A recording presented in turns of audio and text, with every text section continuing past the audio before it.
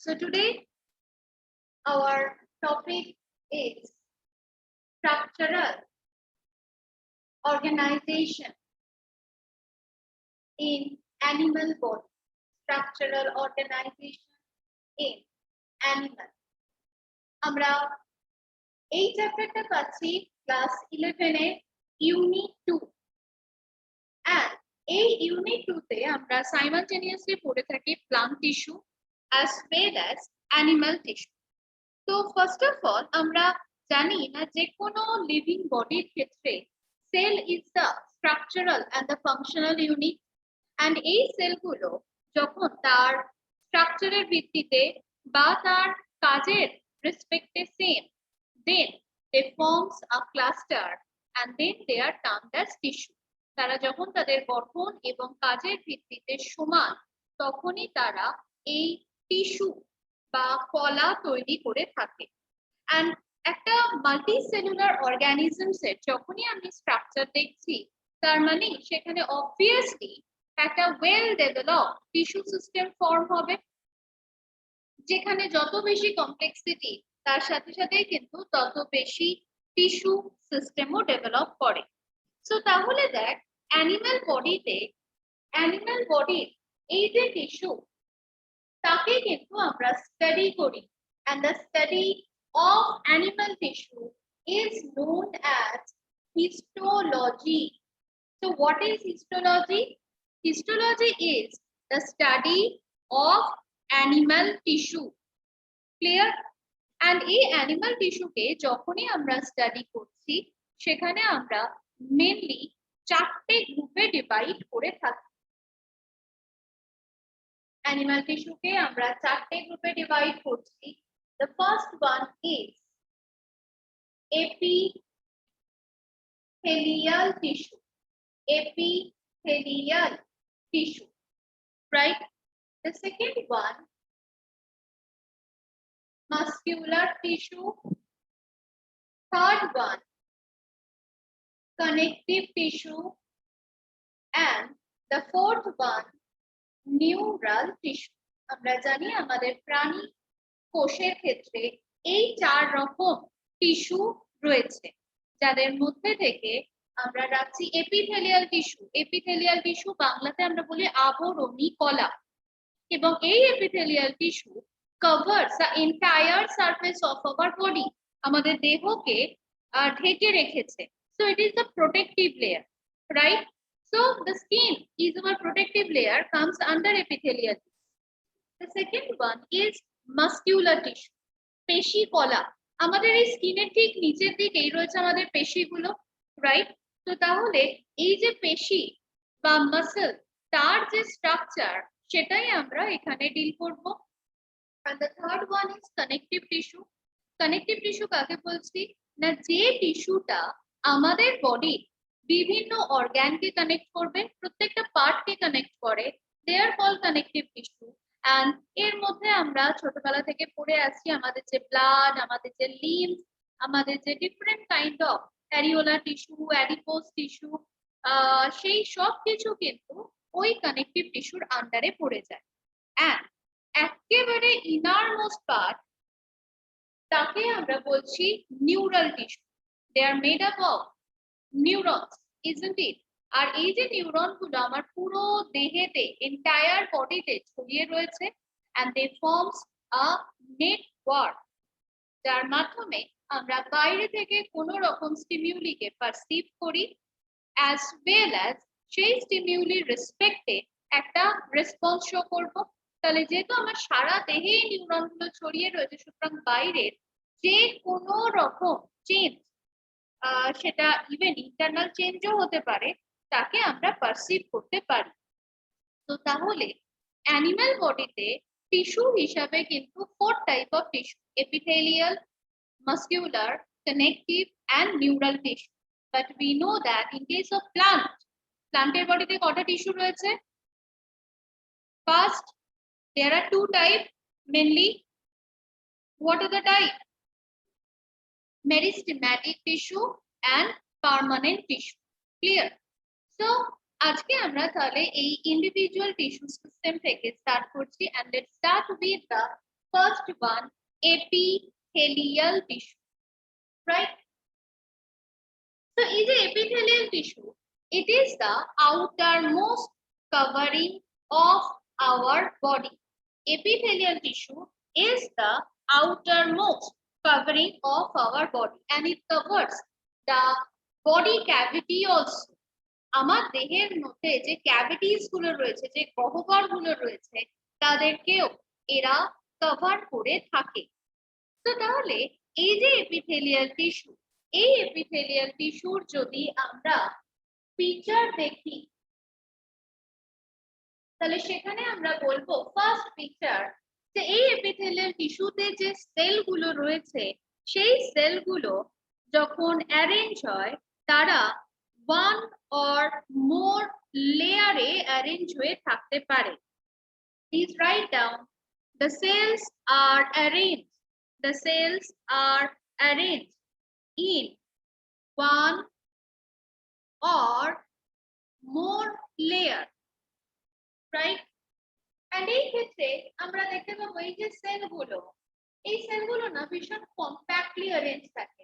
This is the cell number 1 2 3 আর এই সেলগুলোই দেখ এখানে খুব ঘনভাবে অবস্থান করছে। there is no intercellular space, কোষের মধ্যে কোনো কোষান্তর ব্যবধান কিন্তু থাকবে না, right? So second point, the cells are compactly arranged and there isn't any intercellular matrix. There isn't any intercellular matrix. Full stop. Cells are held together. Cells are held together by intercellular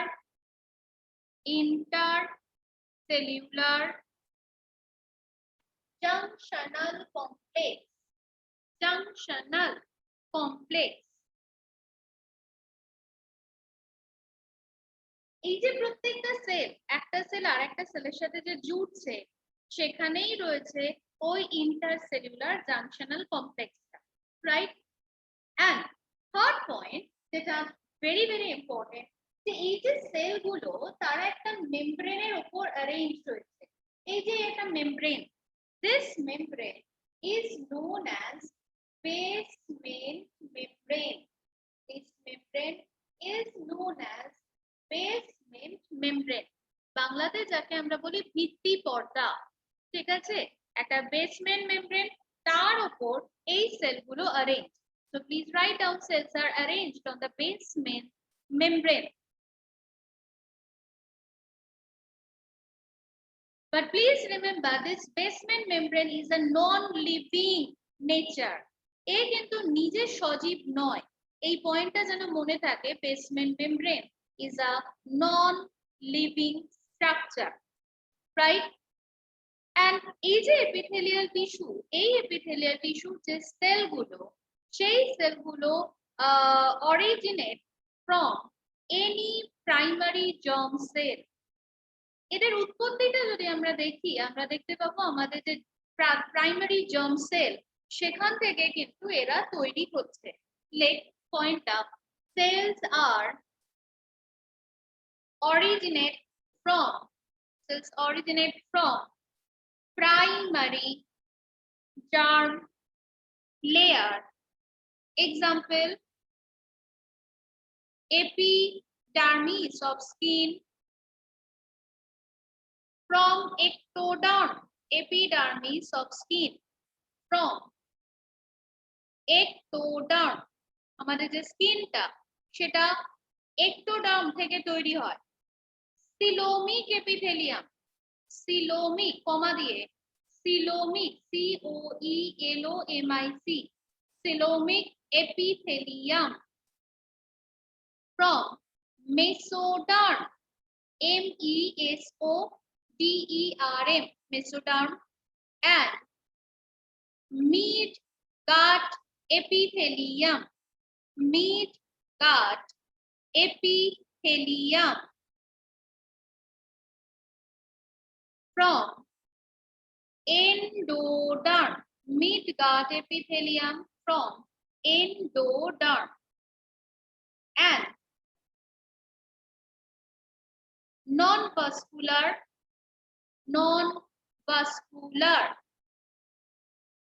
So get nutrition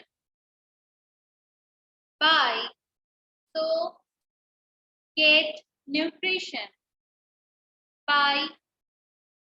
diffusion from the blood capillaries present in the underlying connective tissue. Present in the underlying connective tissue. ঠিক আছে? তো তার মানে দেখ আমাদের যখন coelom বা body cavity যখন তৈরি হচ্ছে আমরা হয়তো জানি if it is coelom, this coelom is covered by 3 layer. এর একদম ভেতরকার যে লেয়ারটা রয়েছে আমি যেটা গ্রিন কালি দিয়ে ড্র করলাম that is the endoderm. একদম ভেতরে রয়েছে endoderm. এই এন্ডোডার্মের বাইরের দিকে আরো একটা লেয়ার আসছে তাকে আমরা বলছি মেসোডার্ম, এন্ড এই মেসোডার্মেরও বাইরের দিকে আরো একটা লেয়ার তৈরি হয়, এন্ড তখন সেই লেয়ারটাকেই যেহেতু বাইরের দিক করে রয়েছে so this is called ectoderm, right? তার মানে বাইরে থেকে ভেতরের দিকে ectoderm, mesoderm, endoderm, আর এই তিনটে লেয়ার থেকেই স্কিনের ডিফারেন্ট মানে স্কিন, মিডগাট, আমাদের সিলোমিক এপিথেলিয়াম তিনটে আলাদা আলাদা লেয়ার থেকে তৈরি হয়েছে। আর এই যে এপিথেলিয়াল টিস্যু গুলো তার মধ্যে কোনো ব্লাড ভেসেলস থাকে না, that's why they are non vascular. Blood vessels থাকা মানে রক্তের মাধ্যমে জিনিস এক জায়গা থেকে আরেক জায়গায় যাবে, মেটেরিয়াল আর ট্রান্সপোর্টেড, বাট যেহেতু এখানে ওদের নিজস্ব কোনো ব্লাড ভেসেলস রক্তবাহ নেই তাহলে ওরা নিউট্রিশন বা আদার পার্ট কোথা থেকে পাচ্ছে না এই সেলের নিচের দিকে যে সেলগুলো রয়েছে মাসেল বা আদার্স পার্টে যে সেলগুলো রয়েছে তার থেকে ও নিউট্রিশন পাচ্ছে, এবং অবভিয়াসলি সেটা ডিফিউশন মেথডে হাই কনসেন্ট্রেশন টু লো কনসেন্ট্রেশনের দিকে মেটেরিয়ালের মুভমেন্ট হবে, রাইট? তো তাহলে এই যে ফিচার গুলো এই ফিচার গুলোতে কিন্তু আমি বারবার বলছি বেসমেন্ট মেমব্রেন নন লিভিং, এটা মনে রাখতে হবে। সেকেন্ড, আমাদের এই যে সেলগুলো যে নন ভাস্কুলার এই পয়েন্টটা কিন্তু আমাদের মনে রাখতে হবে, সো প্লিজ আন্ডারলাইন। এবার দেখ নেক্সট পয়েন্টে আমরা বলছি this epithelial cell shows power of division, তারা কিন্তু কন্টিনিউয়াসলি ডিভাইড করতে পারে, and as a result regeneration is present. Regeneration মানে তুই জানিস পুনর্গঠন। আজকে তোর হাতের এই জায়গাটা কেটে গেল, তুই প্রথমে দেখিস কি এখানটা একটা হোয়াইট কালারের একটা টেক্সচার তৈরি হয়েছে, ইজন্ট ইট? তারপর আবার সেখানে পুরনো সেলই কালার ফেরত পাবে। তো তাহলে ওটা কেন হলো? তার কারণে যেই মাত্র এখানে কোনো উন্ড বা ড্যামেজ হবে তোর এপিথেলিয়াল লেয়ারে ও সেখানে নতুন সেল তৈরি করে দেবে, আর এই যে নতুন সেলগুলো তৈরি যখন হচ্ছে তার মানে old cell are replaced by the new cell, পুরনো কোষগুলো তারা রিপ্লেসড হয়ে গেল, তাই একে তুই বললি রিজেনারেশন পাওয়ার ইজ দেয়ার। তাহলে এই রিজিয়নের পাওয়ার অফ ডিভিশন আছে, তারা ডিভিশনালি active and they shows regeneration, clear? and এই জায়গা থেকে মনে রাখবি যে এই যে সেলগুলো রয়েছে এই সেলগুলো যে সারফেস আপার সারফেসটা সেটা স্মুথও হতে পারে as well as রাফও হতে পারে। Why?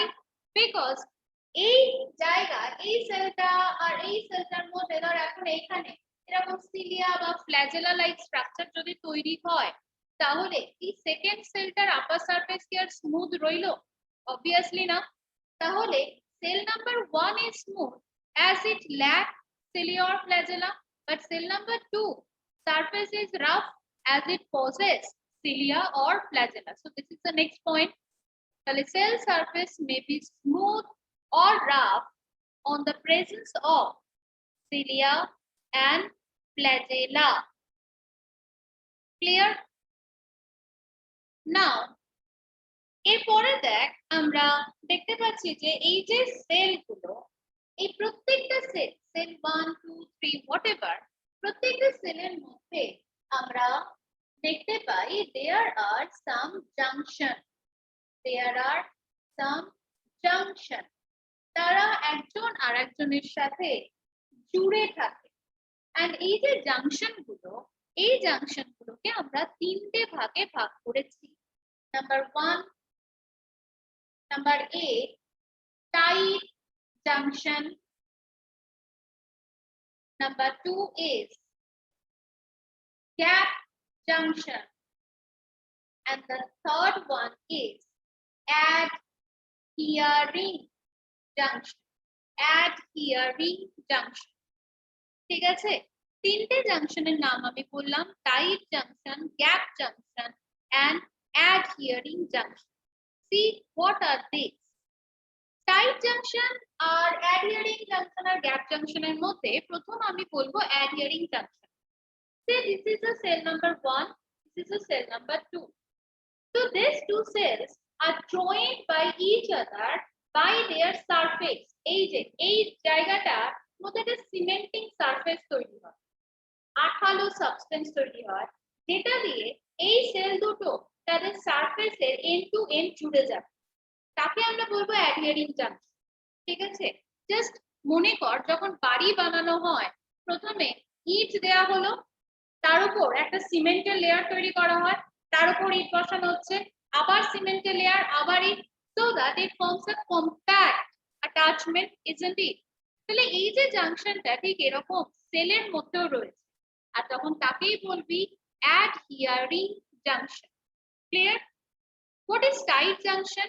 না এই যে সেলগুলো এইগুলো তো ধর এরকম অ্যাটাচড হচ্ছে, তো এই অ্যাটাচমেন্টটাকে আরো কনফার্ম করার জন্য, আরো রিজিড করার জন্য সেল যে জাংশনটা ক্যারি করে that is called tight junction. Clear?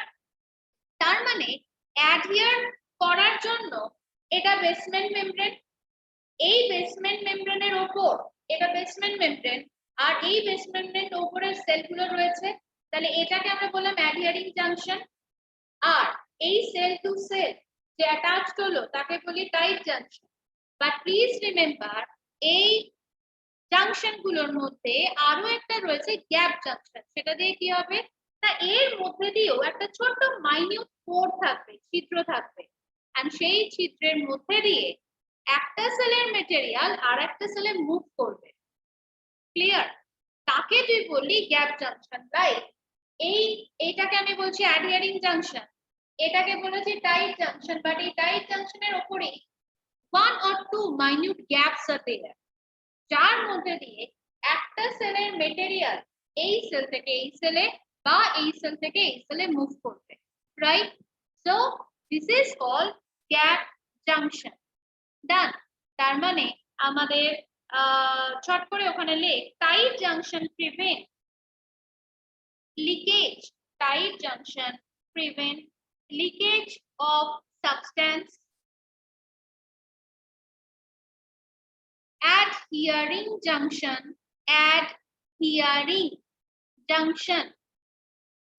prevent adhering junction attach the cell act as a cementing layer, act as a cementing layer. Gap junction allow the movement of ion and biomolecules, movement of ion and biomolecules between adjoining cells, right? So these are the general feature. In the next part, we'll move to the function and type.